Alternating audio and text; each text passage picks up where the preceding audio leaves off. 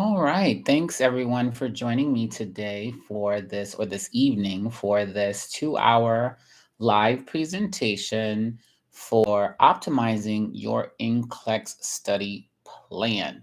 So we are just a few minutes before we're ready to start. So just come on in if you're already connected to the live stream here on YouTube. Grab yourself a beverage, grab some something to write with, some pens, some notebooks. I have tons of information to share with you. Just a disclosure for any of you who are joining the event this evening for free, meaning you have not purchased a seat to this presentation, please be informed that you will not be receiving a downloadable copy of the things that we're going to cover.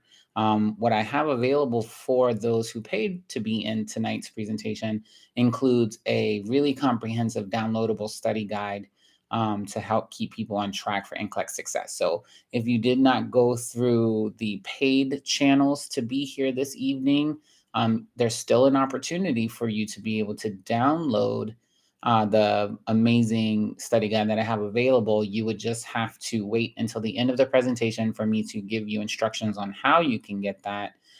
It will be a very small cost of $23, so that way you can pass NCLEX in 2023. And takes a lot of time and effort for me to put together these things to help individuals be successful. So I just wanted to throw that out there. So at the last minute, I did invite a lot of people. Many of them are currently working with me or have worked with me in the past. And so, as a thank you for support and for referrals and for recommending my services to help people pass the NCLEX, I invited a bunch of people to join. So again, if you went through the paid channel and you're here this evening because you signed up for a spot to be here, you will receive the downloadable PDF version of everything that we're going to cover this evening. So it's just now 7 o'clock. I hope that you are having a wonderful evening. For those of you who don't know me or just coming across my channel, my name is Damian Jenkins. I am a registered nurse of almost 13 years now. I've been a nurse educator for 9 of those 13 years now. Got my master's degree in nursing education in 2014. And I have helped over 2,800 repeat test takers prepare for the NCLEX, pass the NCLEX, and earn their nursing license. So I am confident that I have lots of experience and strategies that will help you or someone you know develop strategies for NCLEX success. So technology. For those of you who are familiar with online learning, there's a lot of moving parts. And here on YouTube, it's a little complicated to screen share. So I have the study guide that I'm going to be working from this evening. A lot of really helpful tips. And again, for those of you who came through the paid channel to be here this evening, if you paid to be here this evening, you will receive a downloadable PDF of everything that we're going to cover in tonight's session. If you have not signed up to be here tonight and you were invited with a free link, there's still an option for you to be able to receive this downloadable PDF that's going to cover everything and more.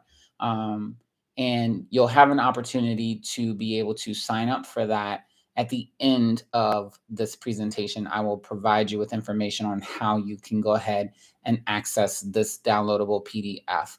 Again, for those of you who signed up, you will receive this in an email. I already have your emails, and I'm looking forward to helping you develop those strategies for NCLEX success. All right, so let's get started. So if you want to, you can feel free to put comments here in the comment box. I can see the comment channel here. Feel free to let me know where you're tuning in from. Let me know where you are in the process of your NCLEX journey, whether you're still a nursing student, you're a new graduate, you're a repeat test taker, maybe you're an international nurse and you're trying to get your license here in the United States or in Canada. Either way, you're in the right place, right? If you're a nursing instructor or a tutor who's just trying to see what does this Damien guy have to say about NCLEX prep, I'm glad you're here as well, because I'm only one person. And my mission really is to help get more nurses into the profession and stay in the profession. And so I hope that I can teach you some strategies that you can implement for your students as well. All right, so here we go. So, NCLEX Study Guide, really, I want to say congratulations to all of you for being here. Whether you're already a nurse trying to help other nursing students or new grads be successful, whether you're in nursing school, it took a lot for you to even get there. So, you should be proud of where you are. And even if you're a new grad, congrats, you passed nursing school, which is probably the hardest thing you'll ever do in your life. And if you are a repeat test taker, I still want to congratulate you because you found the courage and motivation to keep moving forward. And that's what counts the most. And we're always going to have struggles and challenges along the way. And none of this is easy. I hope at no point do you ever feel like someone lied to you and told you that nursing was going to be easy or fabulous or amazing all the time, because it's not. It is a lot of work, and there's some things that we have to deal with that we don't particularly love. With that being said, there's also a lot of information that nursing students and new graduate nurses have to truly understand in order to be successful on the NCLEX. And so, what I've done over the years is I've really researched and assessed what are the gaps, what are the knowledge gaps.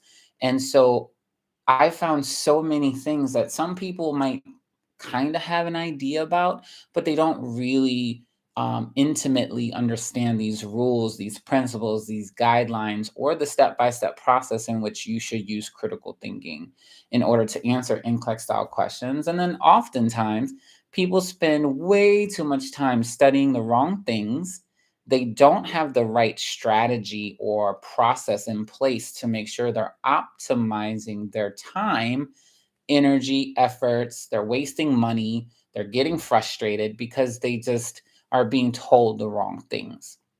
So, if you're here with me live right now, or if you're watching a replay sometime later, I want you to put in the comment box if you think that nursing school makes you feel like you need to know every single thing in order to be successful as a nurse. Just give me a thumbs up if you think that's true.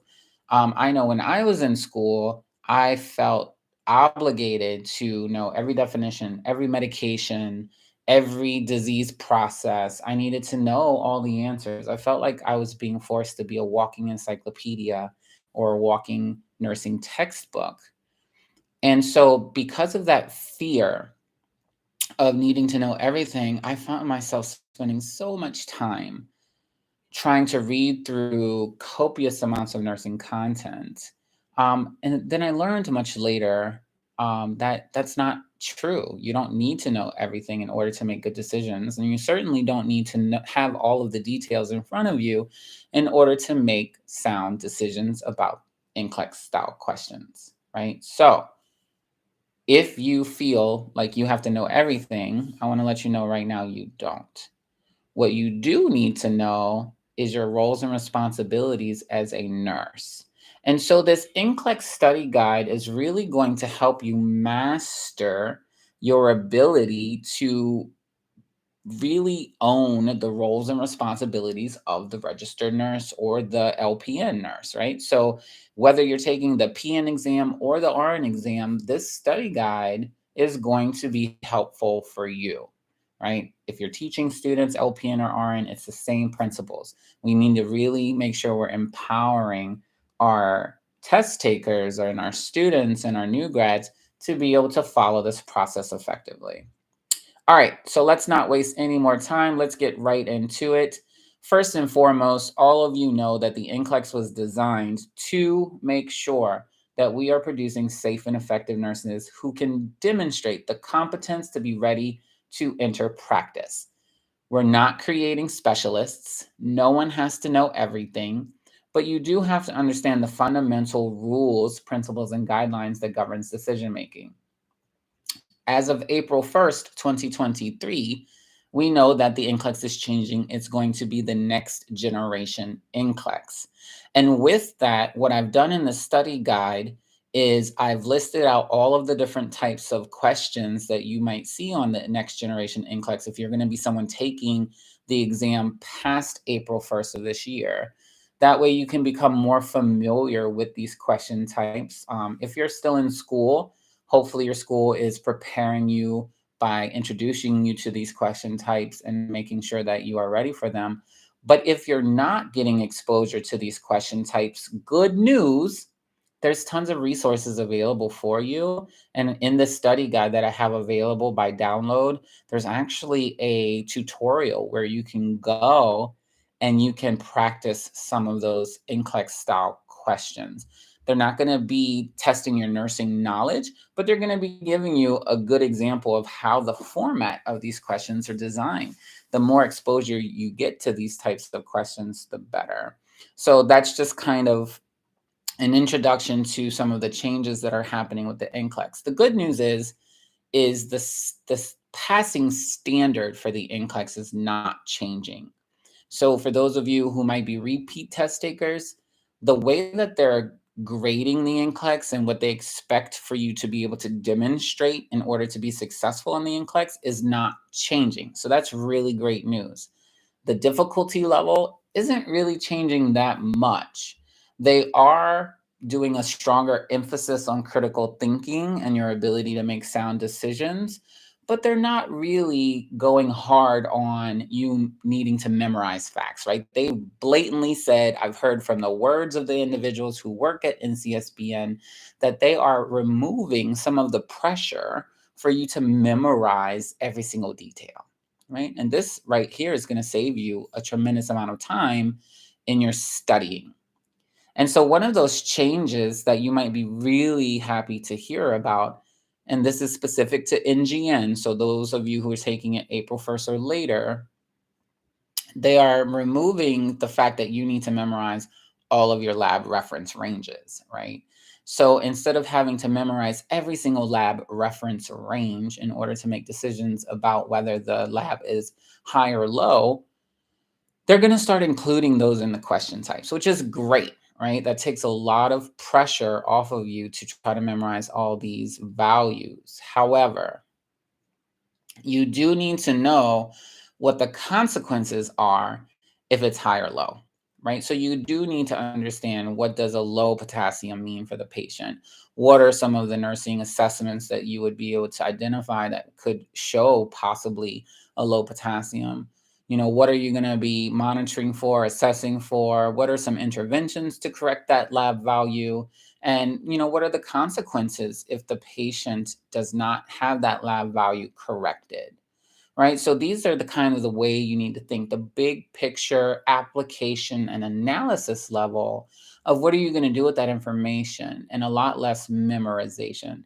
So in a way, the NCLEX as it changes is going to be easier, because it's going to allow you to really put yourself in the shoes of the nurse and not stay kind of stuck behind trying to memorize this crazy amount of information that we learn in a very short period of time while we're in school. So that's one of the changes on the NCLEX that I think is really going to make it easier for everyone. The question types that they're introducing are complicated, and they're complicated for a variety of reasons. The main reason is because they're new, right? Whenever we have to learn something new, we get overwhelmed and sometimes frustrated. And if your program of study didn't really use a lot of case study scenarios, getting you to really kind of place significance on different considerations, if they didn't have you select key information from perhaps a progress note that you would want to focus on, and if they certainly didn't teach you test taking strategies that are specific to being successful in the NCLEX, well, these types of questions might be very difficult for you. But again, there's tons of resources. I have tons of resources, and there's a lot of free stuff out there that you can find, and my study guide points to a lot of that for you. All right, so here we go. Some myths about the NCLEX. You may have heard these, you may not have heard these. But the number one myth that I hear from everyone is that the NCLEX is designed to measure how smart you are in terms of how much content do you know, how much nursing knowledge do you know. And actually, that is a myth. The NCLEX is not a test of intelligence. It is not a test of your ability to memorize facts. What the NCLEX is truly measuring is your ability to remain objective, your ability to follow the rules, principles, and guidelines that govern decision making in nursing, and your ability to make sound clinical judgments by using a step by step process for critical thinking. That's what it challenges you to do. It challenges you to apply and analyze nursing content or knowledge so that way you can make informed decisions when you're faced with situations that you don't know all of the answers to. Because it's impossible. It's really impossible for you to know everything. I've been a nurse for almost 13 years now. I've been teaching nursing for 9 of those years. I've been teaching NCLEX professionally since 2016, and there's things I don't know. But because I understand the concepts that govern decision making, I'm able to make more sense of the unknowns and still leverage the rules so that way I can make those decisions when I maybe don't know a medication or a disease process. The second myth about the NCLEX is that if you fail the NCLEX, it means you're not going to be a good nurse. Well, I can tell you, first and foremost, that is not true. I've helped over 2,800 people pass, and they have all become amazing nurses and are doing really wonderful things in their careers. So I know for a fact that's not true. And I work with some awesome nurses who are at the top of their game, and they may have had more than one unsuccessful attempt. Another myth is that you have to remember everything in order to pass. Again, we've already touched on that. That's not true. You just have to understand how to answer the questions effectively. And another myth is that the first few questions on the NCLEX are the most important and determine the focus of the exam. And that's also not true. Some people out there are saying if you do really well on the first, 10 or so questions, that you have a high likelihood of passing. But that's not true, because many people do really well and then they get distracted, or they lose focus, or they start second guessing themselves, or they start changing their answers, or whatever the case may be. So there is still opportunity for you to not do well, even if you start off the test really strong. So that's another myth.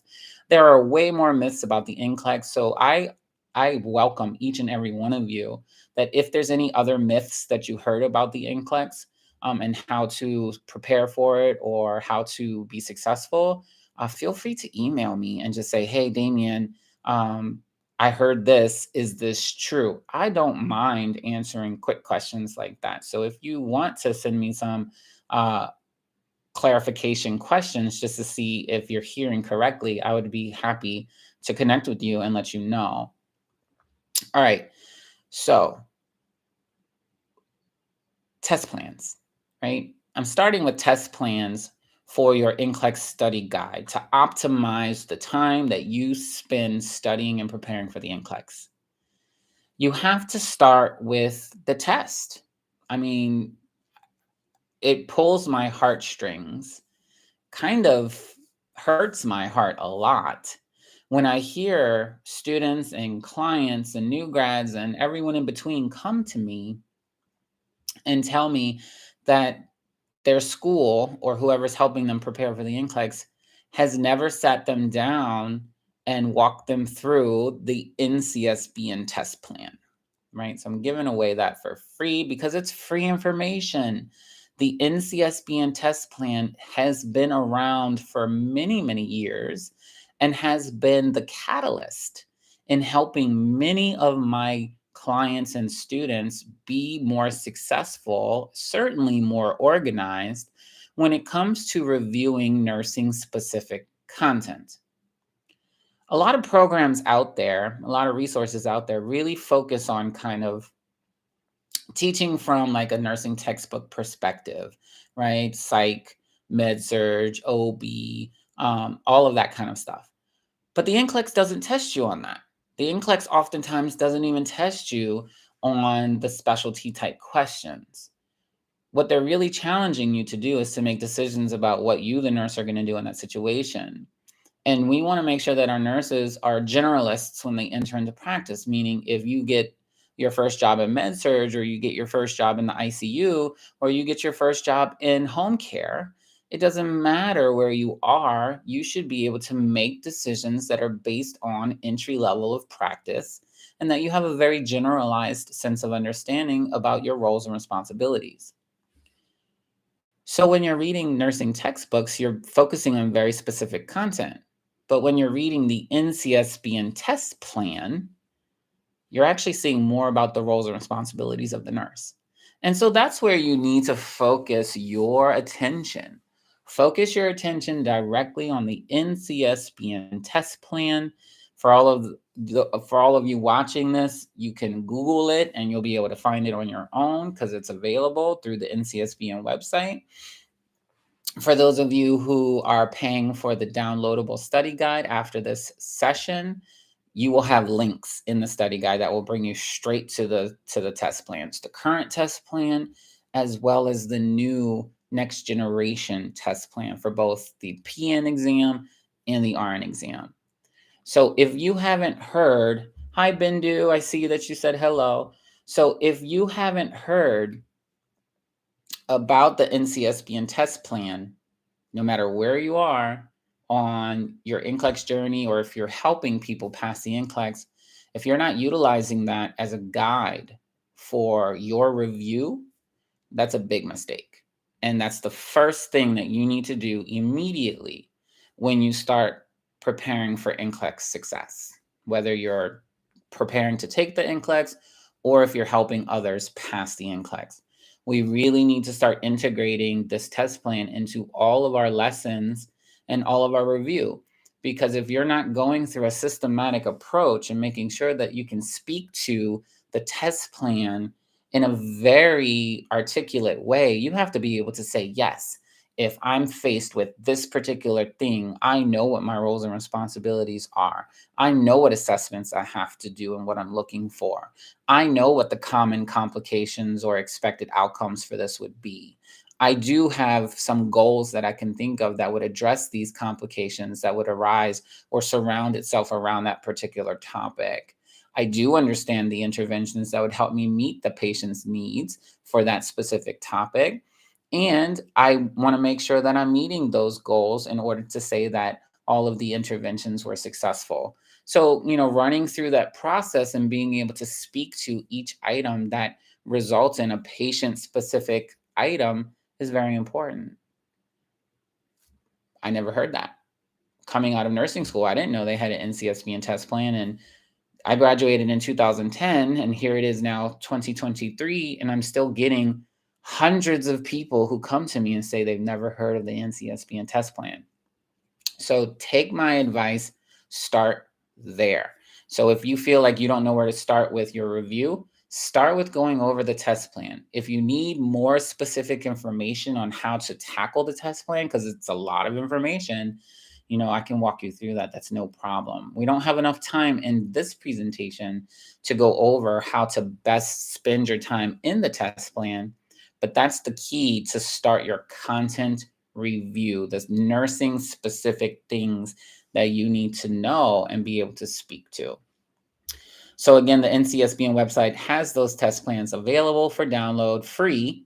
So I recommend all of you, if you're already in my program or you've already had conversations with me, you probably already have access to this.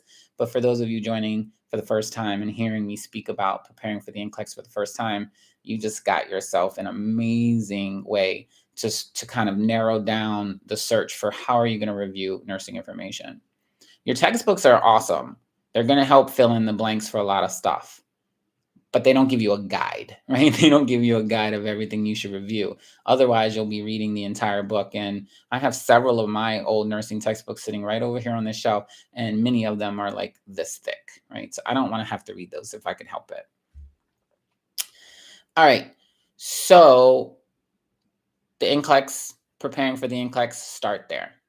The second thing that you really need to focus on that goes along with the NCSBN test plan is mastering the nursing process, right? So I know many people, when I say the nursing process, they go, "Oh, care plans. I don't want to do care plans." But if you don't know this already, the nursing process is not designed simply for care planning. The nursing process is designed as a tool for critical thinking. It is so important, in fact, that the best of us make decisions on a daily basis using the nursing process. Not only does it help us to make really good decisions about NCLEX questions, but it also helps us solve real world problems. It helps us with conflict resolution. It helps us with financial management. It helps us rebuild relationships that might be falling apart.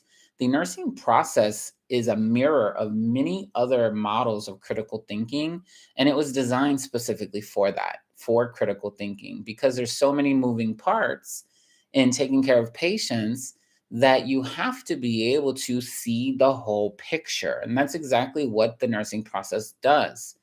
So, really making sure that you're thinking like a nurse when you're answering these questions instead of trying to rely on your memory to help you make decisions about what's happening in the question. You need to step into the shoes of the nurse and start the nursing process. So, you start with assessment. So we know that assessment is the first step in the nursing process. But where a lot of people make a mistake is that assessment isn't always at the beginning of the nursing process, right? It's the first step when we're trying to learn new information, but assessment can happen at any point throughout the process because you may have assessed one thing. You start to move forward with doing something about it because you do have enough information to make a decision, but then you have to kind of take a step back and say, well, am I missing anything? Which means you're assessing again, right?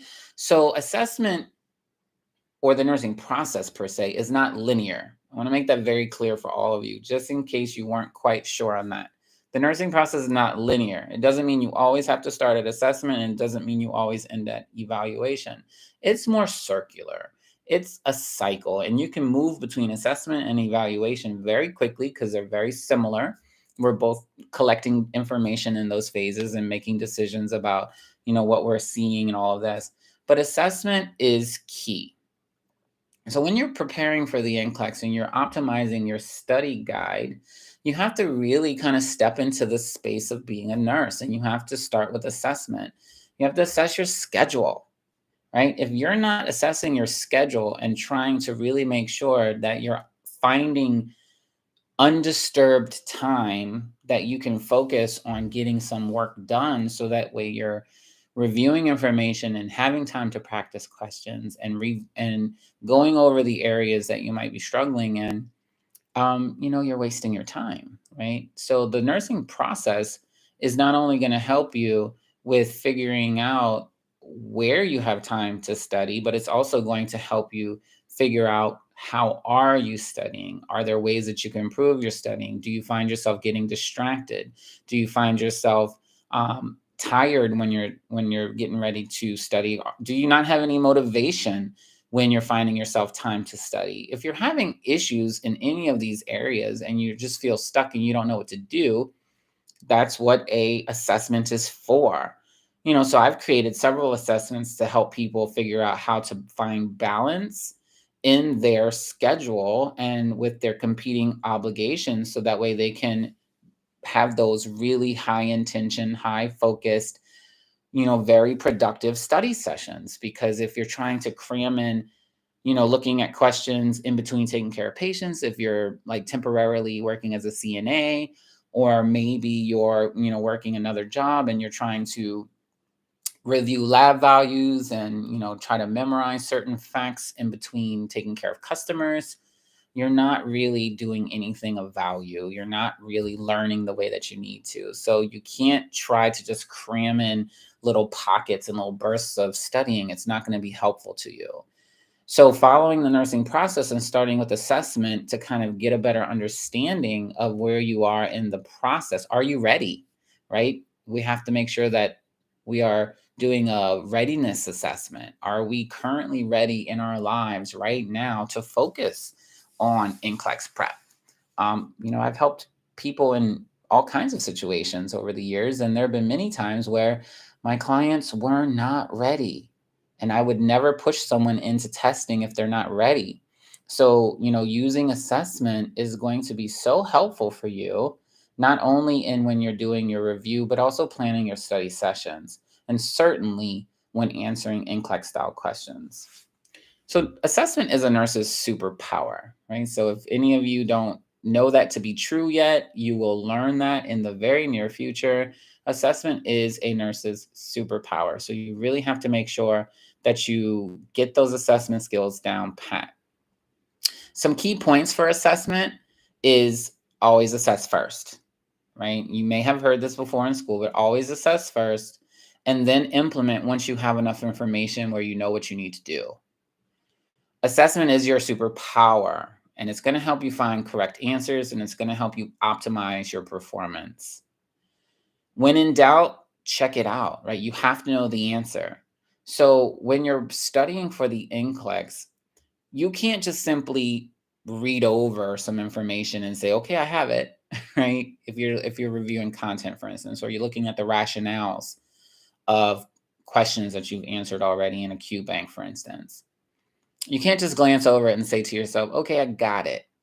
But instead, you need to challenge that you truly understand it, right? That you could teach it to someone else, right? If you're able to articulate it or to teach it to someone else or to be able to apply it to another situation later, then you do truly understand that information, and that's great. The RN, the registered nurse, must always complete initial assessments, such as new patients and changes in status, right? Doesn't mean that LPNs or VNs can't do assessment. They do a lot of routine assessments. They do ongoing checks. Once the registered nurse helps to create the plan of care, the LPN does all of the assessments. They do the vitals. They listen to the lungs. They look at the telemetry monitor. They can do all of those things as long as it's not initial, right? So you have to keep that in mind. Both PN and RN exam test takers, you have to keep that in mind. It's very important. If the PN does find changes from those routine assessments, it is the responsibility of the PN to notify the registered nurse. And then it's the responsibility of the registered nurse to then go and validate those findings. This is very helpful on NCLEX questions because oftentimes the NCLEX will challenge, do you understand where you are in your role as a nurse? And can you safely delegate that? Are you able to take on that responsibility based on your scope of practice, or do you have to report it to someone else? So for the PN, oftentimes it's reporting it either to the nurse or the doctor, depending on what the case scenario provides for you. If it's the registered nurse, you either have to do something about it, collect more information, or notify the doctor. If it's out of your scope of practice, well, we got to get someone else involved, right? So knowing our limitations of our practice is also very helpful. And then just some key words to think about when you're studying for the NCLEX or you're trying to answer questions. The keywords observe, inspect, monitor, examine, determine, first, best, initial. These are all kind of assessment buzzwords, right? All of these are words that you can think to yourself, you need to collect more information. Okay, so it's not always guaranteed that if that word is used in a question, that your answer is always going to default to assessment. But if you read a question and you don't know what to do, if you're truly like, I don't know, chances are the answer would be in the form of an assessment. So I have lots of examples in my program, and I have lots of examples in the study guide as well that, if you have a bunch of information, but it's not enough information to help you make a good decision on what you should say next or what you should do next, well, then oftentimes we need to collect more information. So understanding that about assessment is so helpful in passing the NCLEX because these questions are designed to make sure you understand that process. You have to really know where you are. Are you going to do something about the information you've received, or are you going to collect more information? It should be clear cut if you understand the rules that govern decision making. And of course, my program and tutoring will go into that much detail. And there is a lot of helpful information in this study guide as well. So once the assessment phase of the nursing process is complete, then you need to move into the next phase of the nursing process. A lot of resources and a lot of schools started to talk about the next phase of the nursing process being a combination of analysis and diagnosis. But I like to keep analysis and diagnosis separate because they are two separate steps. They are two separate concepts that require different criteria. So for me, the nursing process, the second step is analysis. So after you collect all that information and you see where you are with, you understand everything you read, or you've identified that you don't understand something, now you need to make sense of what it is that you have assessed, right? So again, going back to your study plan, optimizing your life, right? Your schedule, your environment, the tools that you're using, the time that you dedicate, you know, assessing how is your family involved to help you in making sure that you have that dedicated time, that undisturbed time to study. All of the information that you've collected, whether it's to create your study plan or to move forward and getting better at answering questions, you have to make sense of everything that you've collected. So if you don't take the time to really kind of think carefully about, well, what does this lab value mean? Or why is it that I'm tired at this time of the day? Or why is it every time I try to sit down and study, I get interrupted 16 times by my children? Whatever the case is, right? No matter where you are in life, the nursing process helps. So the analysis phase of the nursing process is really just taking the time to make sense of all of the data that you've collected. Either you do know that information or you don't, right? It's black or white when it comes to that. Either you can interpret information and know what it means and kind of place significance, and is it something I should focus on? Is it not that important? Or I don't know what this is, right? So if you're studying for the NCLEX, the goal is to fill in as many of those gaps as possible. Well, I don't know what this is. So highlight it, make a note, and give yourself dedicated time to better understand it. You don't have to know textbook definitions of anything, but you do need to know your roles and responsibilities surrounding that particular topic. So if you find yourself not really being able to make sense of the information, then you need to make a point to review it or to seek out clarification. And that's where people like me or even other tutors, NCLEX programs, even your professors can help you clarify some of that information.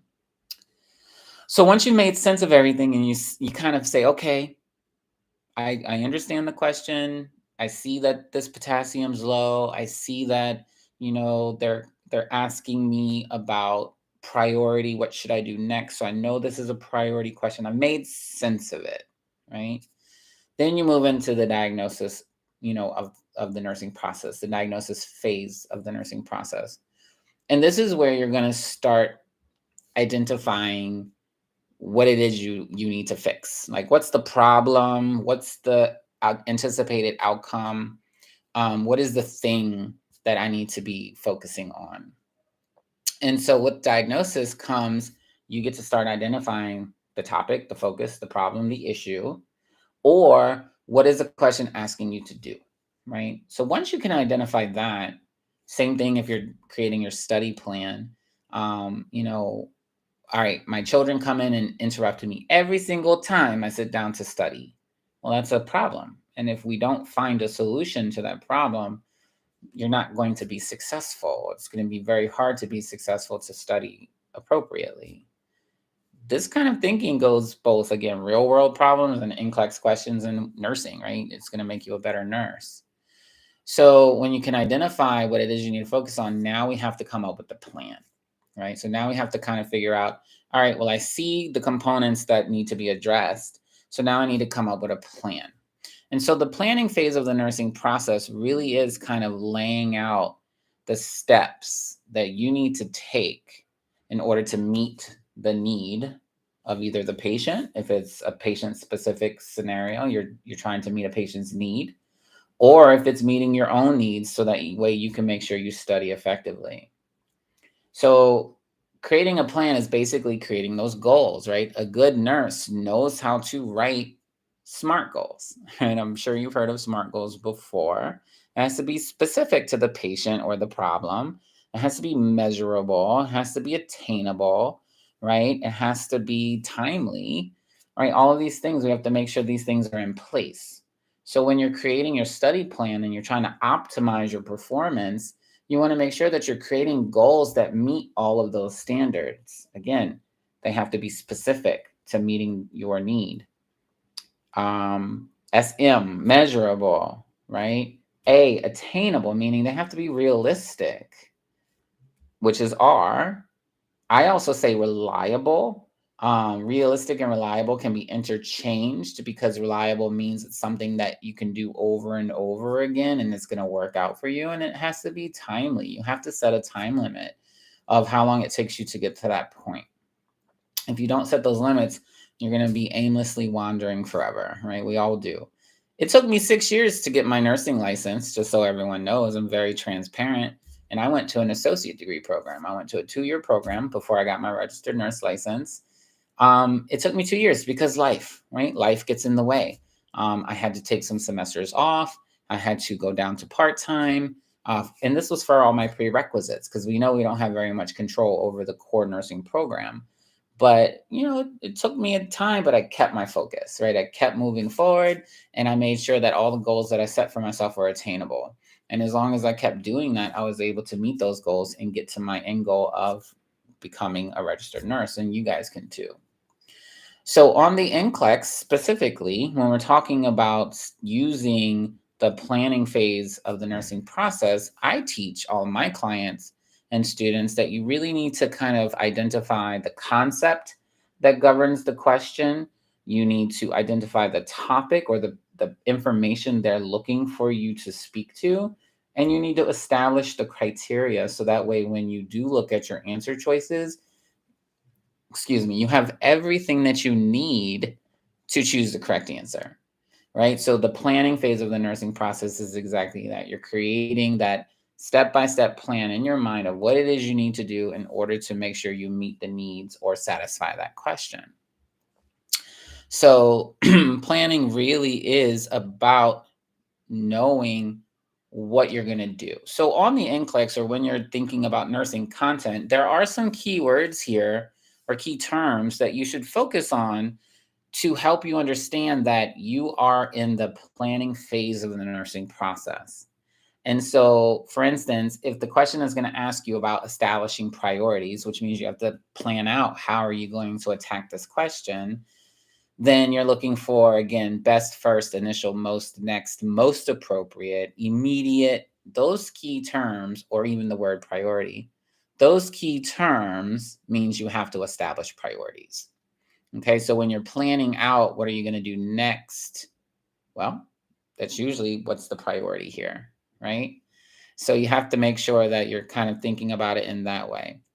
Some other kind of key terms to determine how are you going to plan your answer is in the realm of therapeutic communication, for instance, right? If the question is challenging you on understanding how do you respond therapeutically, well, it's going to say appropriate response, addressing behaviors, concerns, or emotions, communication, and responding to people who are kind of having an issue, right? They're angry, they're sad, they're fearful, they're hesitant. Maybe they're showing signs of confusion. And I don't mean confusion like altered mental status. I mean confusion like they don't understand the information. Any of those would be therapeutic communication, right? If the scenario is a boss comes up to you and starts, berating you in the middle of the unit, it's therapeutic communication. It's all about how are you going to respond appropriately. And then if you're in the realm of delegation, like you're planning out how are you going to attack this question, if you can identify that it's challenging you on delegation, for instance, it's going to say things like creating an assignment, asking others to complete tasks, giving instructions to other members of the healthcare team. So the RN, the UAP, the LPN, right? It's going to be asking you about how are you going to do this? You're creating an assignment. There's another nurse coming from another unit who's not used to being on that unit because they're from psych and this is ICU, right? Or who are you going to give the patients to that nurse? Or what patients are you going to give to that nurse? These are the types of things that help you plan how are you going to address answering that question. And it's the same thing when you're creating a plan of study. If you're going through the NCSB and test plan and you're seeing things about delegation, you should be able to notice that the words appropriate response, addressing behaviors, all of these are going to be key terms that are used to describe the roles and responsibilities of the nurse. And so if you can identify that when you're answering questions, well, it's very easy to figure out what are the correct answers because you've established that criteria, right? So you went through the planning process to create in your head what it is that you need to have as the criteria to meet that answer choice, right? Great. Same thing with creating an effective study plans. You have to go through and map it out and make sure it makes sense before you move on to the next step.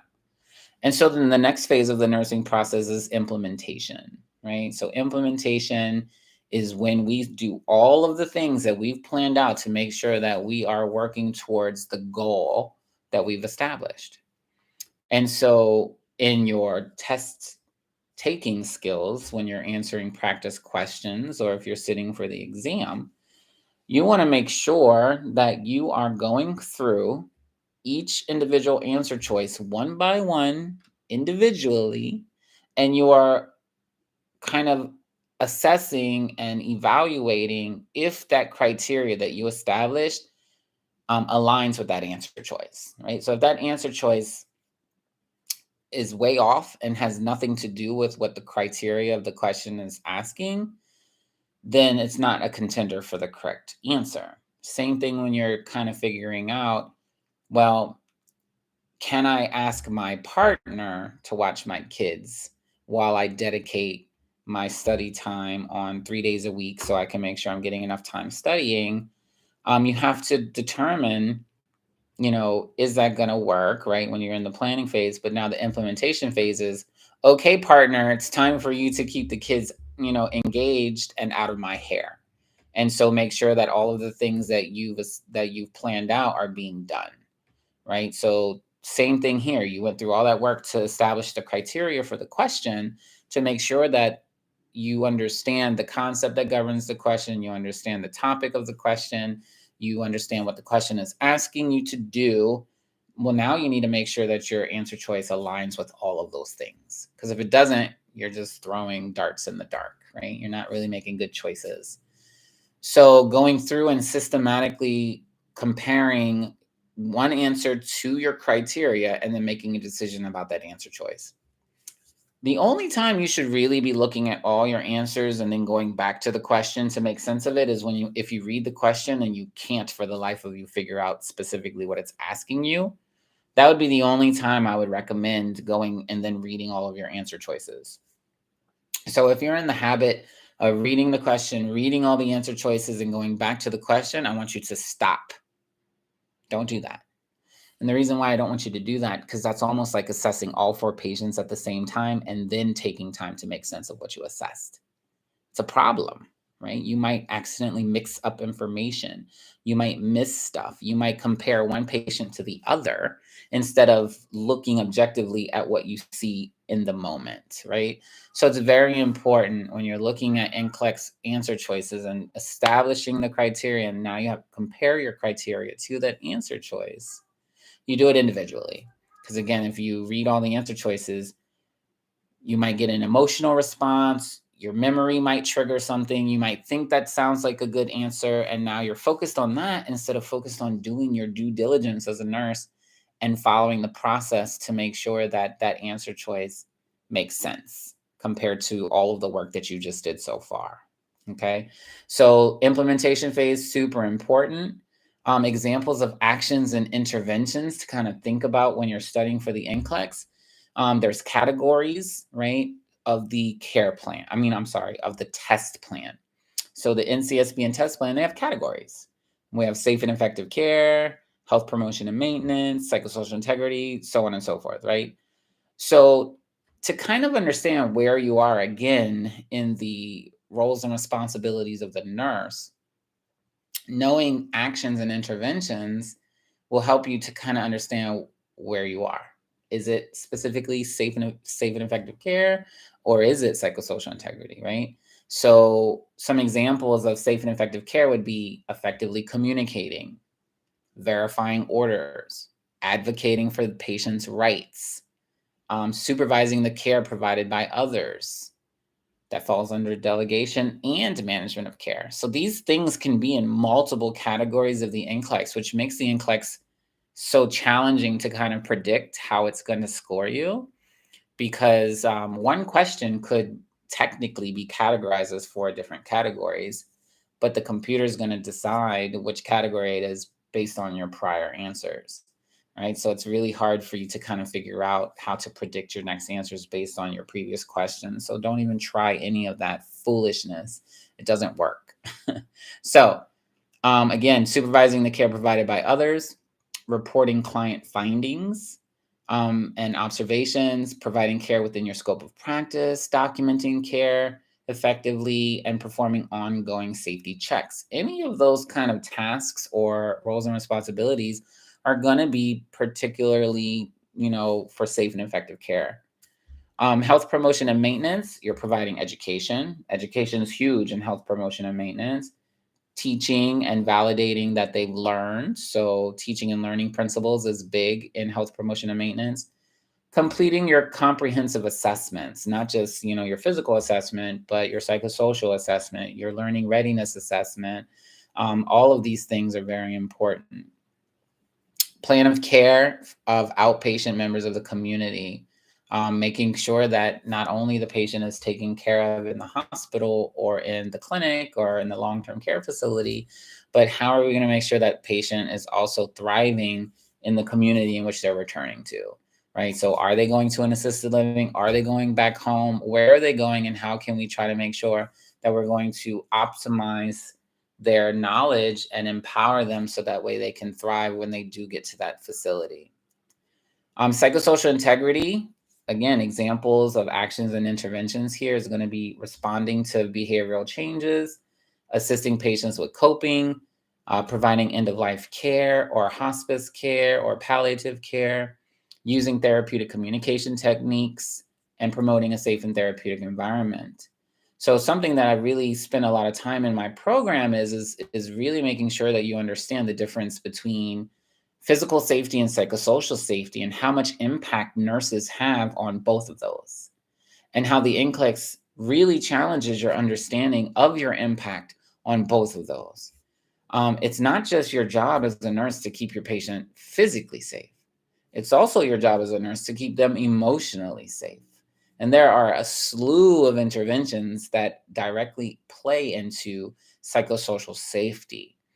Mental health is something that we know our healthcare system as a whole is growing in competence. There's a lot to be said for the discoveries and the treatments, but we also have a lot of improvement to do. We're not nowhere near where we should be as a healthcare system to adequately care for mental health.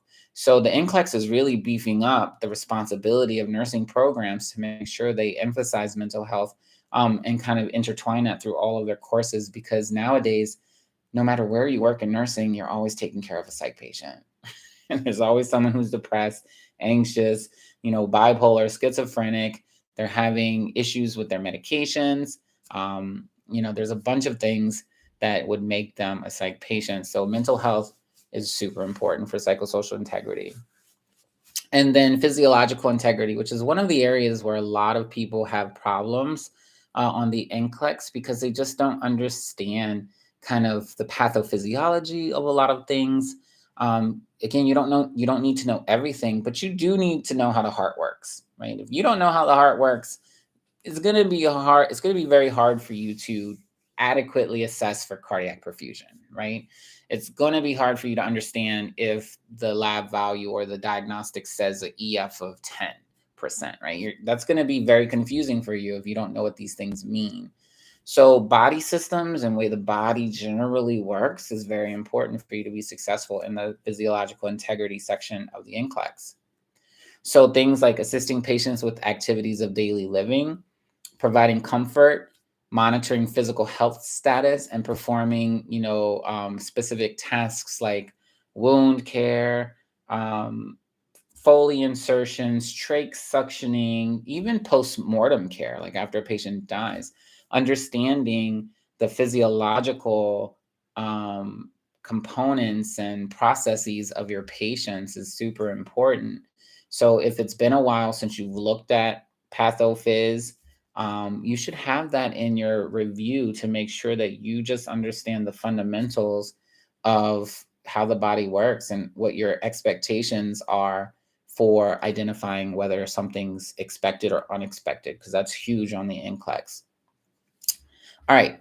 And then last but not least, the last phase of the nursing process is evaluation, right? So it is the final process, but it's really only the final process if we see that what we have in place has worked for the patient, right? So if everything we did has worked for the patient, has met the needs, has answered the questions successfully, has allowed us to be successful in putting in the work that we need to master these skills and the knowledge to be successful in the NCLEX, get our checkbook right, get the job we want, marry the love of our life, whatever the thing is, right? Whatever you're using the nursing process to accomplish.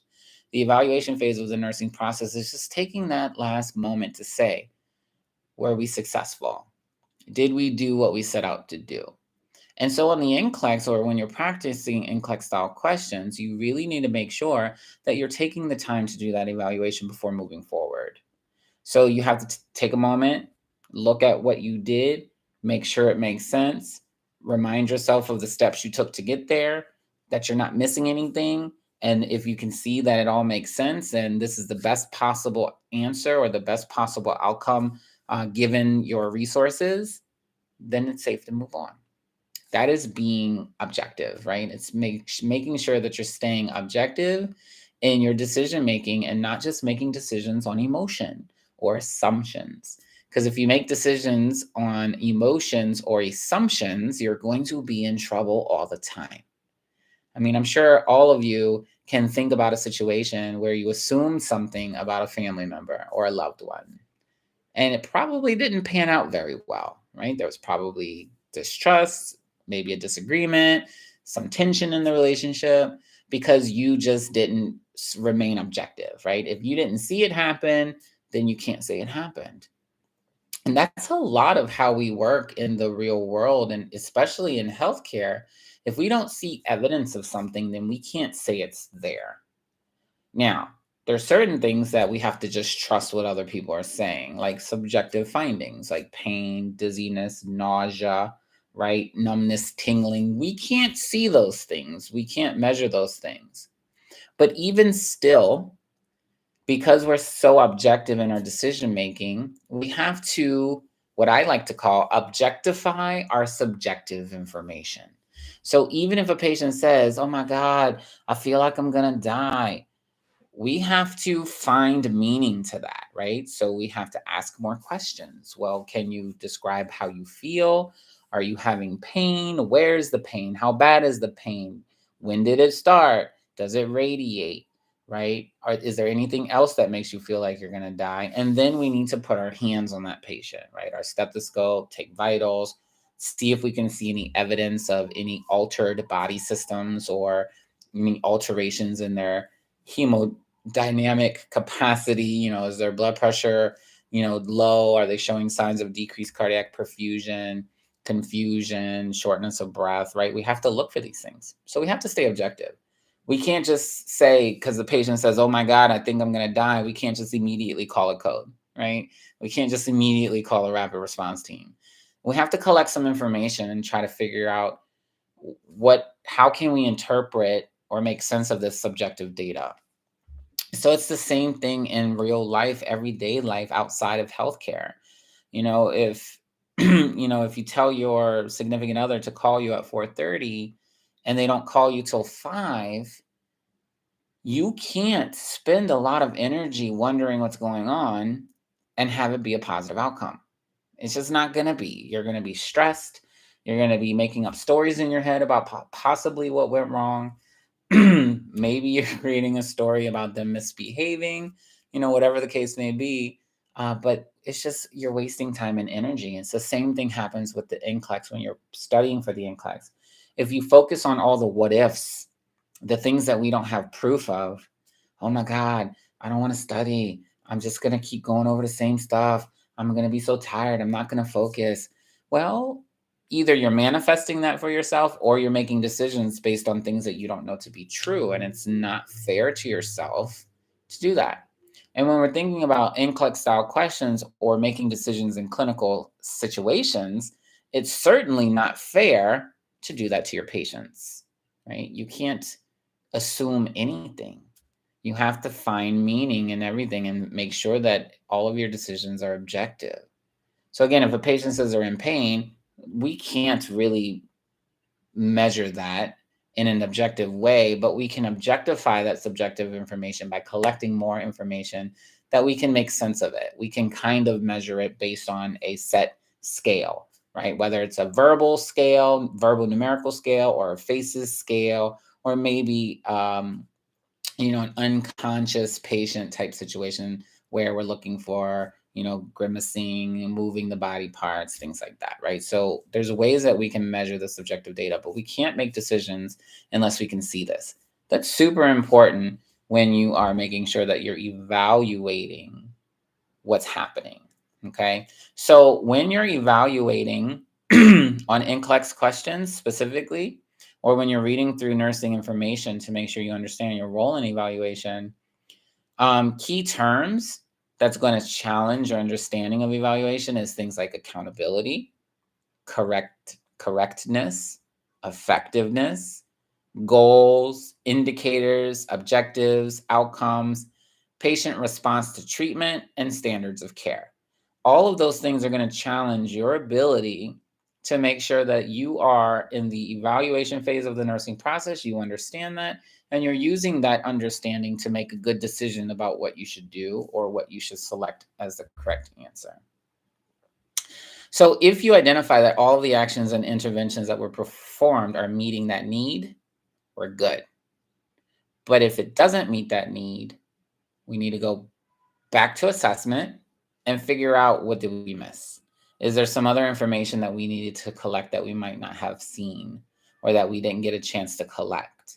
Maybe we missed something in the analysis phase of the nursing process and we just didn't take our time to place significance on something that we did see. So sometimes we do have to go backwards a little bit, and that's okay. You just need to take a step back and say, all right, I'm missing something. Let me go back in. All right. So with the nursing process, this is your tool for critical thinking. It's going to help you in planning out your day-to-day studying. How are you going to meet all of your obligations in addition to studying? You have family obligations. Many of us are working and trying to prepare for the NCLEX. We are on different committees. We have practice. We have all kinds of things. We have a social life, right? So we have to make sure that we're using really strong critical thinking skills in order to be successful, especially when you're in the capacity as a nurse. When I'm in my personal life, I get to sometimes be carefree, right? Sometimes I don't need to keep track of the time. Sometimes I don't care to, consider every calorie that I put into my body, that I drank enough water, or that I'm peeing enough. When I'm living my life, I'm not always nurse focused in the sense of being super objective.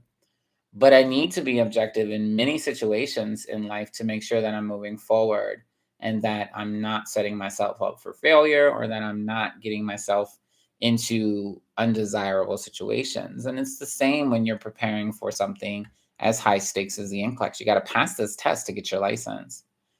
So when you are critically thinking, these are the things that you're doing. You're really honing in those observation skills, right? You really have to get good at making sure you're not missing anything.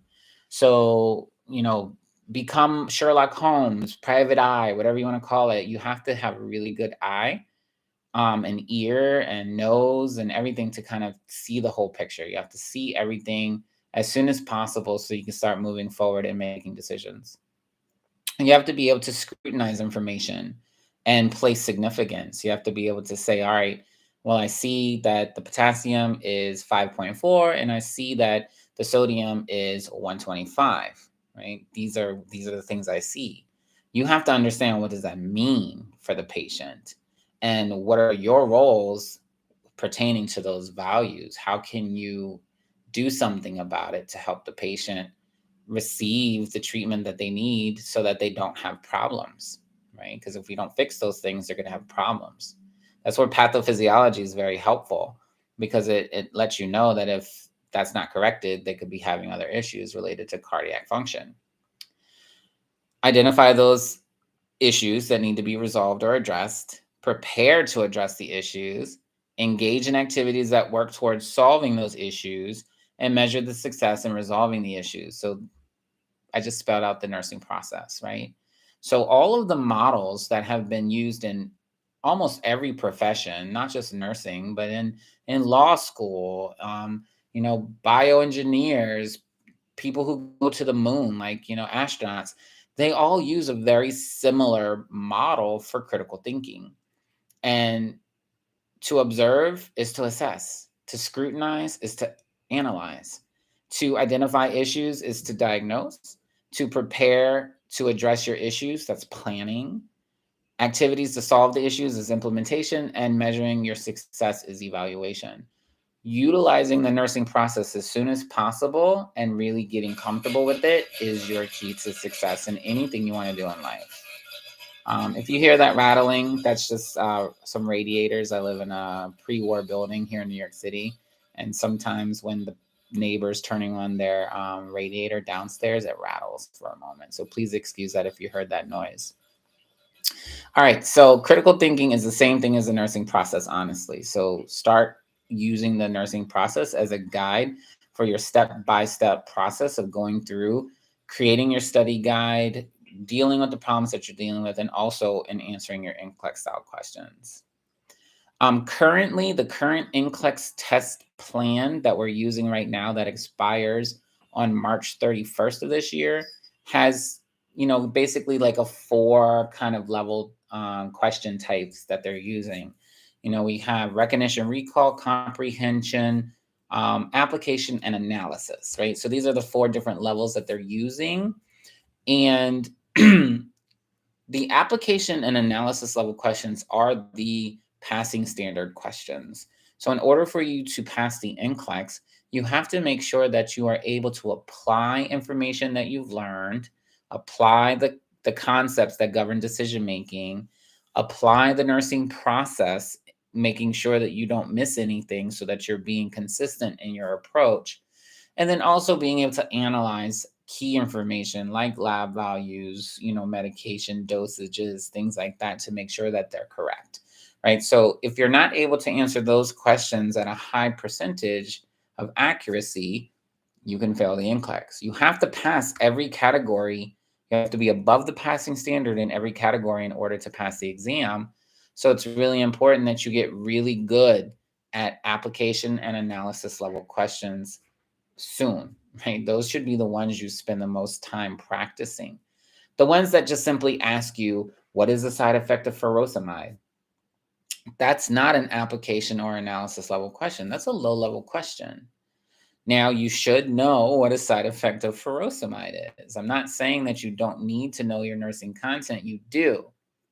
But you don't need to know so much in great detail on a microscopic lab value. You don't need to really know that the loop of Henle is being told to not excrete sodium and it's being told to reabsorb sodium and all these other things. Like, you don't need to know all that, right? You don't need to know on a microcellular level of what's happening in the body, but you do need to know that with furosemide, we waste potassium, and sodium and all of the other electrolytes can go down really quickly with a furosemide medication. So knowing that means you're monitoring for it and you're advocating for the patient to make sure the doctor gets you some on hand if you see that the potassium level is low, or even if it's not low, even if the potassium level is normal, that if you keep giving the patient furosemide and they don't have supplementation on the care plan or in the medications, then the patient's potassium will eventually go low. And then you're going to be chasing behind a problem that we could have avoided if you just kind of understand that. So knowing your content is important. Knowing the whys and your roles and responsibilities pertaining to that content is even more important. So really focusing on, well, what do I do with that is where you should be spending your time if you're not sure, right? If you have to review, you need to know what to do with a low potassium level rather than just simply identifying a low potassium level. That's really how the NCLEX is going to challenge you. All right, so those 4 difficulty levels, I have a couple examples here. I gave you already recognition recall, right? What is a side effect of furosemide? That's an example of that. An example of comprehension would be something along the lines of the nurse knows that hemorrhage is a complication of surgery because, and then there's 4 answer choices, right? So I'll read it again. The nurse knows that hemorrhage is a complication of surgery because. Okay, that's what the question says. So in order for you to answer that question, you have to look at each answer choice individually and make decisions. So is hemorrhage a complication of surgery because blood vessels are often disturbed, broken, severed, or cut during surgical procedures? Well, to me, that sounds like a very possible answer because that does sound accurate. Is it because surgery causes clotting factors to decrease in effectiveness? I'm not so sure surgery itself would cause that. Maybe medications or other problems with the liver might cause clotting issues. So I don't think that's the answer. All patients who have surgery are placed on blood thinners. That's not true. Oftentimes we stop blood thinners or we contact the surgeon if the patient's on a blood thinner so that they can have measures in place to prevent hemorrhage from happening. And then patients who need surgery are ill and may have problems with their lives. That typically doesn't necessarily mean there's a clotting issue or a bleeding issue there either. So the only logical answer would be that blood vessels are disturbed, broken, severed, or cut during surgical procedures. So that's kind of the comprehension, right? You know why someone is at high risk for bleeding after surgery. So as an expert in your nursing roles and responsibilities, you should be able to know that any surgical procedure that you're dealing with, your patient has a risk for bleeding. And that should be the number one thing you're looking for, right? A lot of my clients or students will say, oh, airway, that's not your first priority after surgery. Most of the time, the person has already recovered and is breathing very well and are no longer sedated by the time they get back to the unit, for instance. And again, we're trying to prepare our graduates for general entry into practice. A PACU position isn't typically a new grad position because they do expect the PACU nurses to know these protocols intimately. And so we don't really teach those protocols in depth in nursing school. So PACUs typically won't take new grad nurses, not at least unless they've been out for 6 months or more, right? Desperate times call for desperate measures. Sometimes we just need the people. But for safe, onboarding, we typically wouldn't have you in that kind of setting straight out of school. But every procedure that is surgical, whether it's a puncture, whether it's, the removal of a cyst, whether it's a major surgery, you always are at risk for bleeding. That should always be one of your considerations. All right, application. An example of application would be, which of the following would indicate to the nurse that the patient is experiencing a complication from surgery? So I'll read that again. Which of the following would indicate to the nurse that the patient is experiencing a complication from surgery? So with this particular question, you can tell that it's already challenging you at a higher level than just understanding the why. This is actually causing you to take information that you've learned in prior situations or lessons, and now you have to apply it to this particular, excuse me, to this particular question, right? So, which of the following would indicate to the nurse that the patient is experiencing a complication from surgery? The patient is experiencing pain at the surgical site. Well, pain isn't always a complication, especially at the surgical site. It makes sense that if the person's been cut open, that they could have pain, right? It's probably expected for them to have some pain. So that's not the answer. The patient's surgical incision is red around the edges. Well, redness around the edges isn't always a complication related to the surgery. That's most likely infection. And infection typically takes at least 3 days to start showing, especially if it's like a localized infection. So I wouldn't say redness around the edges is a complication to surgery. The next one is patient does not have much of an appetite. Well, again, the patient had anesthesia, they might be in pain. They might just be grossed out at the fact that they have a wound or that they just went through a traumatic procedure, right? Some of our procedures we do for patients are pretty traumatic. I wouldn't want to eat either, not right away. So that makes sense. It sounds expected, right? But what about patient having a pulse of 112, a blood pressure of 102/62, and respirations 20? So a pulse of 112, a blood pressure of 102/62, and respirations of 20. I've had clients and students look at those numbers and say, that's not bad. But this is where understanding your role as a nurse is important. It's not your job to place significance on abnormal findings unless you're trying to decide which abnormal finding requires your attention first, right? But when you're just given generalized, information like this, a pulse of 112, well, the first thing I can see is that it's elevated. And I do know that my patient's at risk for bleeding after having a surgical procedure.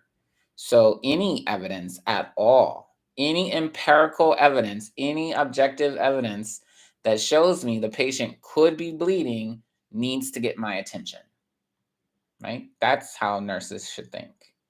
So I challenge you to do the same thing. Don't look at 112 and say, that's not bad. Even if it's at 101, don't do that. Don't say it's not that bad. Any elevation in heart rate could be an indication that the body's trying to compensate for loss of fluid, right? Dehydration, hemorrhage, whatever the case may be. So 112 needs to be addressed. Right away, that's my problem. I need to address it. Blood pressure of 102/62. Well, that's still within normal limits, and we don't have a baseline to compare to. Again, just remaining objective. 102/62 is technically stable, right? It falls within the normal range of a healthy blood pressure. 100/60 to 140/90. If your patient's anywhere in between there and they're an adult patient, then their blood pressure is hemodynamically stable. We don't need to rush to that. So that's not my concern. And the respirations of 20 is also not a concern. However, we have an elevated pulse, we have a trending low blood pressure, and we have a trending high normal respiration. Right? Blood pressure's on the low side, but still normal. Respirations are on the high side, but still normal. But we definitely have an elevated pulse. That elevated pulse has to be addressed. So I'm going to say that this answer choice has to be objectively something that would show me that they're having a complication related to the surgery. Does it mean for sure they're bleeding? No. And that's also not your job as a test taker, as a nurse, to know exactly what's going on, but to recognize that this is not expected. It does place the patient at risk if it's not addressed. They could be hemorrhaging, which is an ABC issue, which means it's a priority. This needs to be addressed first. And the question is not asking you what needs to be addressed first, is asking, do you know which one of these would possibly be a complication, right? So if you can identify complications, that means you can also address them much quicker and get that patient the care that they need. All right. And then analysis. Again, analysis is the highest level of thinking.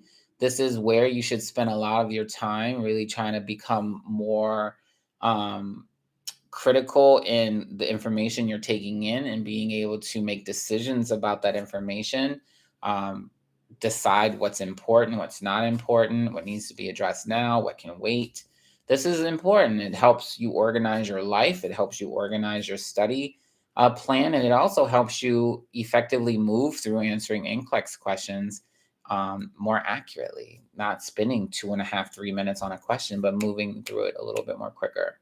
It's not a skill that is easily obtained, but you can get it with practice. It's just like any kind of sport or a musical instrument.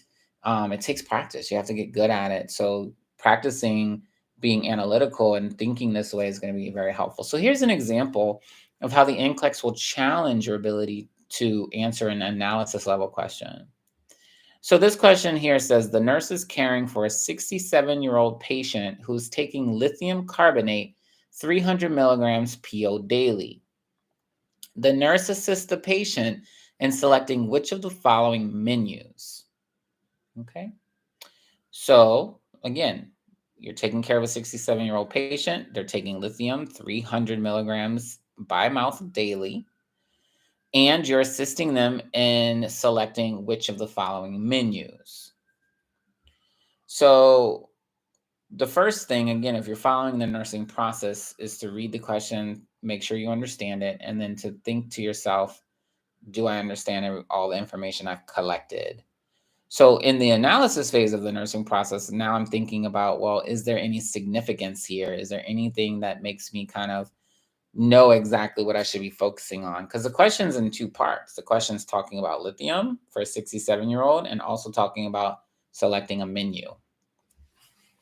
So, me being an experienced nurse, I know that lithium specifically doesn't have any dietary restrictions. It does have a sodium component, but it's typically related to dehydration. But when it comes to picking out a menu, food related stuff, there's not really any dietary restrictions that I need to be concerned about. A new grad nurse or an inexperienced nurse may not understand that, but are you clear on what the question's asking, right? Are you clear on, is the question asking you about the lithium, or is the question asking you about selecting a menu, right? We don't really know at this point until we do a little bit more investigation. So this is where I told you earlier that if you kind of don't understand what the question's asking, if you're not really clear about what the goal is for the question, then you can go down to the answer choices and read those to see if you can get any clues, right? So the answer choices here is fried crab cake, roasted potatoes, green beans, apple pie, chocolate milk. That's your first option. The second option is cheeseburger on a sesame seed bun, tater tots, chocolate chip cookie, and milk. The third option is grilled chicken, salad with balsamic vinegar, tomatoes, croutons, banana, and milk. And then the last option is barbecue ribs, mashed potatoes with gravy, macaroni and cheese, coleslaw, and milk. So, as a new grad or a nursing student, wherever you are, a lot of times people get hung up on the fact that it's a medication and asking about diet. So we automatically go to the assumption that there has to be a dietary connection, right? But this is my recommendation to you. If that doesn't snap out to you right away, like if you don't see that and say, for sure, I know there's a dietary consideration. Like if I say to you, Coumadin or warfarin, you automatically should know vitamin K and foods that contain high sources of vitamin K are one of the things that we're going to be concerned about because it could deactivate or decrease the effectiveness of the Coumadin. And then alternatively, things like garlic, ginkgo biloba, ginseng, and any other anticoagulant could make the Coumadin or warfarin work too well, right? You automatically know that in nursing school. I'm pretty confident that everyone learns these things in school and it kind of sticks with you. So this is one instance where I would say if you're not getting an immediate connection, like, yes, I understand this medication has a dietary consideration, and you see questions like this, it's not about the medication. That medication is just there to distract you. So instead, you can only make decisions based on your ability to understand what's healthy, right? When it comes to the food. So based on these examples, you really can only analyze, well, this question is simply asking me what's the healthiest option for this patient. So for a 67-year-old, I mean, honestly, it could be a 23-year-old. It doesn't matter. We have no other information about anything else going on with this patient. So it's not like we can consider, heart health or kidney health or it doesn't say any of these things. So we just have to go based on the most general information we know to be true, and that's picking the healthiest option. So you may have remembered the healthiest option, but it is the grilled chicken with balsamic vinegar, salad, tomatoes, croutons, banana, and milk, because those things are not fried. They're lower in sodium. They're not high in saturated fat. It's more plant-based than animal-based. And so that would be the healthiest option for this particular question. Now, this doesn't seem very difficult when we're just identifying healthy food, but the way the question is structured, it actually makes you go through the process of analyzing more of the information to make decisions. And so the NCLEX questions are like this. Sometimes the content that's within the question is not difficult, but it's the process they force you to go through in order to make those decisions. And so this is why mastering the nursing process is so helpful, because step by step, you're going through your questions and you're getting better and better at identifying the key things that you need to make those decisions. So currently, this is what the test plan is like. Well, the NCLEX is changing, right? As far as April 1st, the way that they're structuring the questions, they are actually going to be testing candidates on a layered approach. So it's not no longer just simply can they analyze, can they apply, but they're actually going to have some answer choices in the questions that are specific to the higher level decision making. If you answer that question correctly or you select that particular answer, that means you were in the analysis level of understanding. Or if it's this answer choice, it might be more of the comprehension level. So they're really kind of doing a layered approach of making sure that they can get a really good assessment of the candidate's ability. And so with that is also some more good news about the next generation NCLEX is that they're going to start offering partial credit. So that's really great. You're going to start getting credit for the answers you do get correct. And you will lose points for the ones that you get incorrect, but you still have a chance of earning some positive points, which is going to help in the determination of whether you pass or not, right? It's going to get you higher on that passing threshold if you earn 1 point on a question versus 0, right? So even if the question is worth 4 points, if you answer 3 of the 4 correct and you answer 1 incorrect, technically you're going to get 2 points for that. And so my program explains that in much more detail and just breaks it down and make sure you understand. So if you're taking the next generation NCLEX, that would be something you would want to kind of understand. So I think that's another great improvement for the next generation NCLEX, because they're going to offer partial credit. So those SATA questions that everyone hates, because if you don't get the specific questions exactly the way they want, you don't earn any points. That's changing. So again, if there's 4 correct answers, but you answer 3 of them correctly, but you answer 1 of them incorrectly, then it leaves you with 2 points. So that's still better than none, right? Awesome. So identifying the topic is super important. You can do that by following the nursing process. One thing that you really need to think about is the topic and the concept are 2 different things, right? So when you're looking at NCLEX style questions, the topic is the information that you need to focus on. So is it cast care? Is it um, making sure that the person understands what they were taught? Is it about, making sure that the patient's skill is going to be done correctly? Whatever it is, it's the thing, the content, the information that you need to focus on. It is the nursing specific content, right? That the question is challenging. And then the concept, which is the big part that a lot of nursing programs and NCLEX prep programs don't really spend too much time on.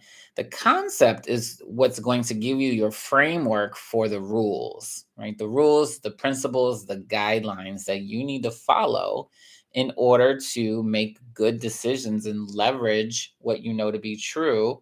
So that way you don't focus so much on the things that you don't know, right? So once you can pick out that the question is asking you about prioritization or delegation or therapeutic communication, then it makes answering the question or focusing on the topic so much easier, because you always have to make sure you use both to establish that criteria to make sure that it makes sense. So it's the same thing when you're preparing for your studying, right? To optimize your time and energy when you're sitting down and studying for the NCLEX. You have to make sure you have a plan for what are you attacking that day. You can't just randomly go in and do 75 questions in UWorld or some other platform and just think that you're on the right track to success. You have to have a goal.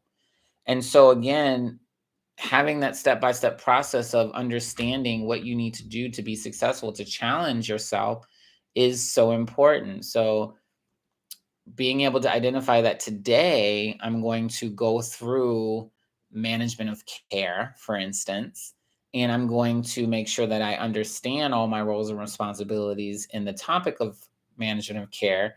Make sure you go through a series of study times where you get to really get into that information. And then you challenge yourself on how you are applying that information by doing those practice questions and applying that to situations where you can make decisions. It's so important that you go through and you do that, because if you don't follow that process, you're basically wasting your time. Again, like, you can read all the textbooks and you can go through my program 100 times, but if you're not applying what you're learning and putting into practice the way to kind of systematically go through and do this work, then you're not going to be successful. You're going to have a lot of problems there. Reviewing what's important, again, is super helpful for making sure that you're not wasting time. It's one thing to establish priorities, to say, all right, this is what I'm going to do next. But when you can look closer at 4 priorities, right? All 4 of these are definitely things you need to do, but you need to have a system to categorize what's first, second, third, or fourth. And so there's a lot of concepts out there that can help with that. A lot of rules, per se, that fall under the concept of prioritization that you should really be familiar with. If you're not familiar with those concepts, I outline them in great detail. A lot of them are here in this study guide that I'm going to be sending to individuals who sign up for it, or who have already signed up for it. But it's also in my program, and I have even more outlined in the program. And so, things like acute versus chronic, I'm sure you've heard of it before, right? But you have to make sure you're considering that when you're looking at if you're going to go address this patient's concern, or if you're going to go see this patient first, right? We have to understand, where does it fall on the acute versus chronic scale? Is it an actual problem, or is it expected, right? Do we have to go and take care of this patient right now, or can it wait? These are things that you need to consider. Same thing when you're studying for the NCLEX. Do you have to go over the ABGs again, even though you know them? The answer is no. Don't go over stuff that you already know or that's not a priority for you. You should be spending time in the areas that you're uncomfortable. A lot of us avoid being uncomfortable because we don't want to be uncomfortable. But let me tell you, When we force ourselves to step into a space where it's challenging or uncomfortable for us, that's how we grow. So, for anyone who has worked with me directly and has needed a lot of coaching on stepping outside of the comfort zone, you know exactly what I'm talking about. And for those of you who have not worked with me, I would challenge you to step out of your comfort zone. The most growing I've done as a nurse has to be put in situations that I felt intimidated by or uncomfortable with, because it allowed me to stretch myself to the point to where I grew. I learned, I gained more skills, a different perspective. I felt more confident the next time I was put in a situation like that. So we have to make sure that we are really putting ourselves in those situations to push ourselves, and to make sure we're doing what we need to do to grow and develop our skills. Physical versus psychosocial, there's so much to talk about here. I don't have enough time. We have about, 25 minutes left in this presentation, but really understanding not only physical versus psychosocial, Maslow's hierarchy of needs, ABCs, all of that stuff, but it's really, really important that you understand the chronological order of every physical need of a patient and every psychosocial need of a patient. If you don't know how to choose which of the physical needs come first versus which of the psychosocial needs come first when you're dealing with question types, that's a problem. Same thing when you're optimizing your performance to be ready to pass the NCLEX. If you're not taking care of the physical needs first, then you're never going to get anywhere with your anxiety, right? Your self doubt, your lack of motivation. You have to take care of the physical first. It's so very important. You got to eat well, you got to sleep well, you got to stay hydrated. You have to get exercise, right? You have to be able to take care of the physical part of yourself, your family, and your patients in order to ever get to a place of, mental or emotional elevation, or even just maintenance. Honestly, people go into depressions when they don't get enough sleep. People are very anxious when their body doesn't have certain minerals or nutrients to take care of the neurological system.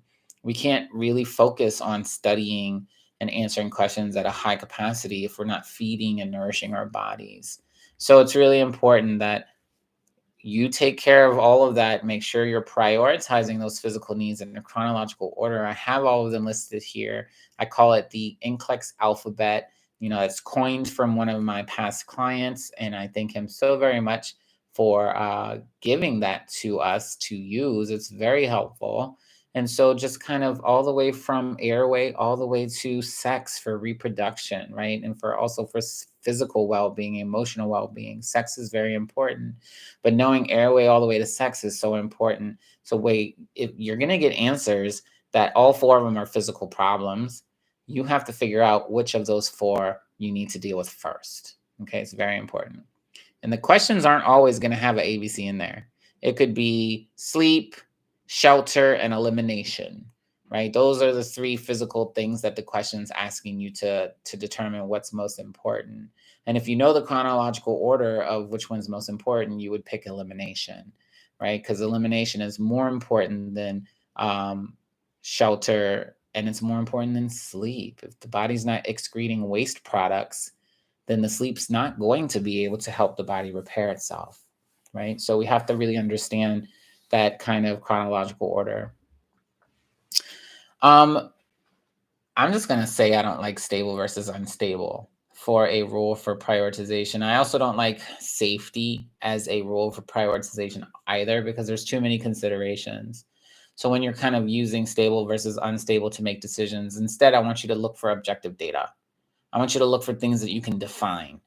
A blood pressure of 70 over 40, that's unstable, right? That is objectively unstable. That's not going to be good for perfusion, appropriate cerebral perfusion, any of that, that's not good.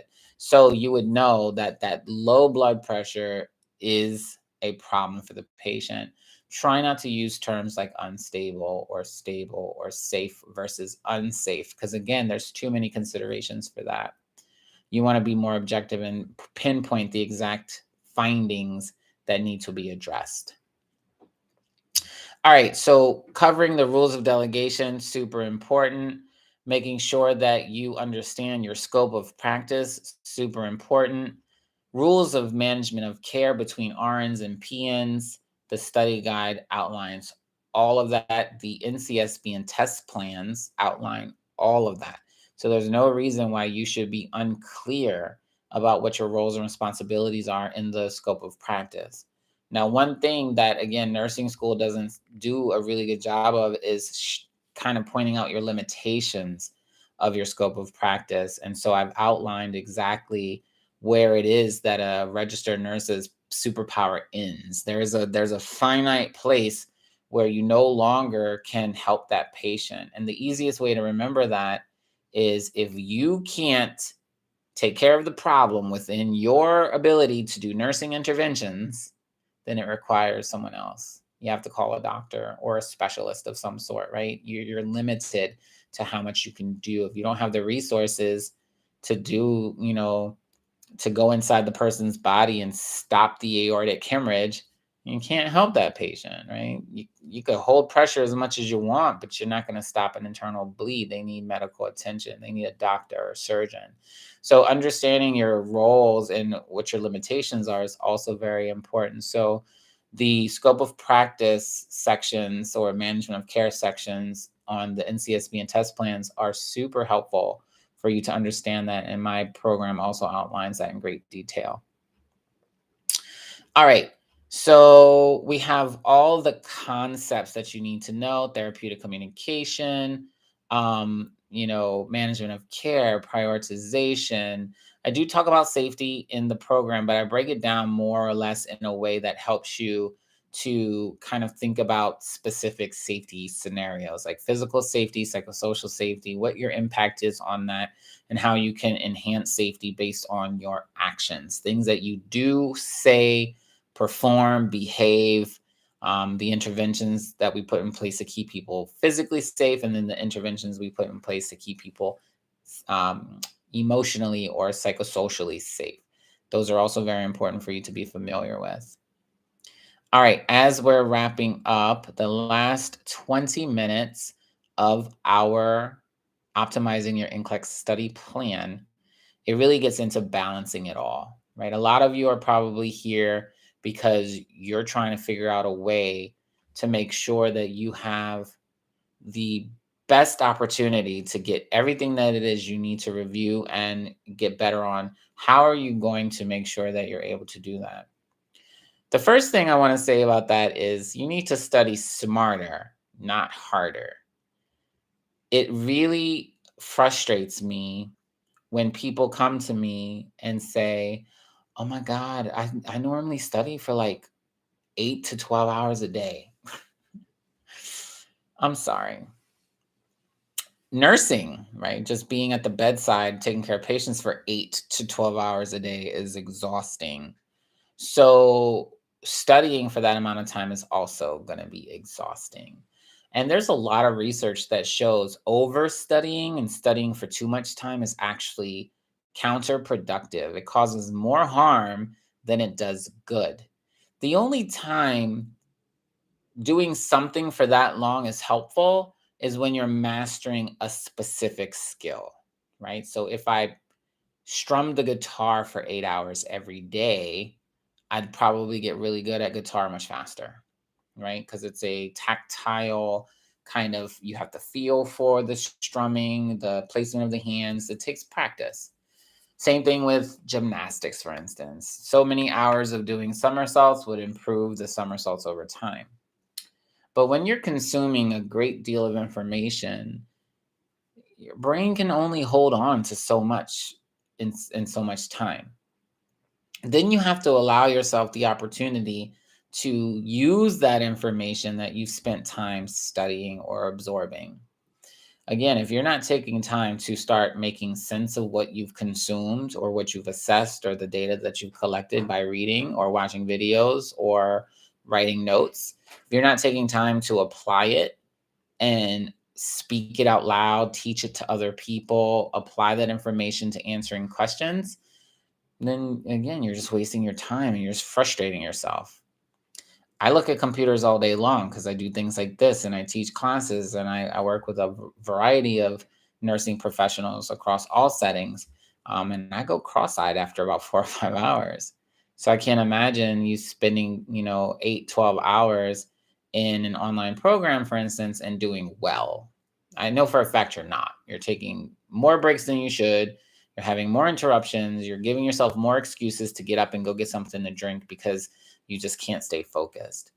So you would be surprised that I really only recommend 2 to 4 hours per day of studying. If you study for more than 4 hours in a 24-hour period, it means you're studying too much. That might be surprising to you, but trust me.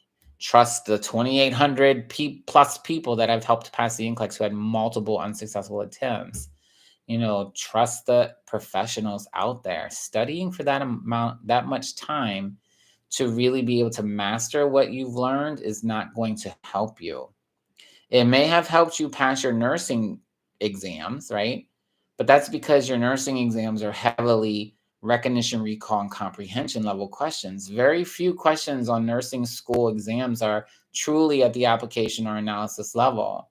Sure, nursing program instructors and professors throw some of those in there, but those are usually the ones that everyone gets wrong, to be honest. Because you're learning so much information so fast, there's no way you can really master that information. But the NCLEX is expecting for you to know this stuff. The NCLEX is expecting for you to know your roles and responsibilities. What are you going to do in certain situations? Can you identify abnormal and what are you going to do about it? Right? So they really expect that you know your stuff. So small sessions, 2 to 4 hours, where you focus on one specific thing and you create a plan so that way the next couple of times you visit that information, you get better at it and better at it and better at it. And then once you are like, yes, I got it, move on to the next thing. If you try to do too much at once, too quickly, you're never going to understand the stuff. And you're going to continue to find yourself frustrated and feeling like you're in a hamster wheel running around and around and around. So trust me on this. The next thing to do is to really optimize your resources. Another big problem is that too many people have too many resources. And I'm sorry. I'm apologizing to all of you that you didn't find me first because you probably have Kaplan, you probably have UWorld, you probably have Hearst, you probably have Saunders, you probably have Remar, you probably have Alpha Slice, you probably have Archer, you probably have the Mark Clinic review video recordings or whatever they are. You probably have gone to tutoring sessions. Maybe you've had tutors before. Maybe you have ATI or HESI or whatever the schools are using to test your readiness as you exit the program. You probably have a lot more stuff than you need. And all of that costs a lot of money. But they also have conflicting information. They're not all equal. Not all NCLEX prep resources are equal. And not all NCLEX prep resources are written by NCLEX experts, right? They just take nursing textbooks and they just make them into a NCLEX prep guide as if you're just reading a textbook all over again. Or it feels like you're being lectured by a nursing professor all over again about, this medication, this disease, and the nursing interventions. And you don't need that, right? When you graduate nursing school, at that point, you don't need it anymore. So optimize your resource, avoid all those extra resources and focus on the process. Focus on the NCSB and test plan. Focus on getting really good at identifying what the question's asking, understanding the rules, principles, and guidelines that governs decision-making, and that step-by-step process of making sure that you learn how to really apply this information so you could be successful in answering questions. If you have more questions about that specifically, it's outlined in this study guidance, also in my program. And I spend a lot of time with people who are struggling to really walk them through this to make sure that they understand how to become better at this. Because this is truly the key at being successful on the NCLEX and also being an excellent nurse. If you can develop this skill before you start your first nursing job, you're going to be light years ahead of some of the other new nurses because you've already mastered this kind of nursing process to make sure you're using critical thinking. The other thing is self-assessment. is really important. If you're not regularly assessing your knowledge and your competence, again, doing those practice questions, teaching other people who know the information so they can validate that you're teaching it correctly, being able to apply it as many times as you need to make sure that you are becoming competent in that area is so important. So you should be doing weekly self-assessments, right? Weekly self-assessments through a test, through demonstrating skills, getting validated by someone who knows how it should be done. Q banks are a great way to do that. And again, making sure that you are checking in with yourself to make sure you're maintaining all of your needs, right? So self assessment isn't just your NCLEX capabilities and your nursing knowledge. It's also, are you eating enough? Are you sleeping enough?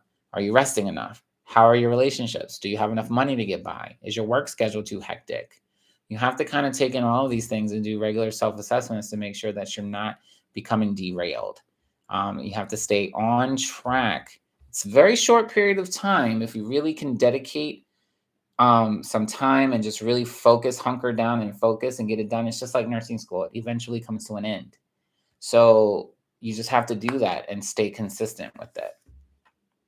And then you need to know when to seek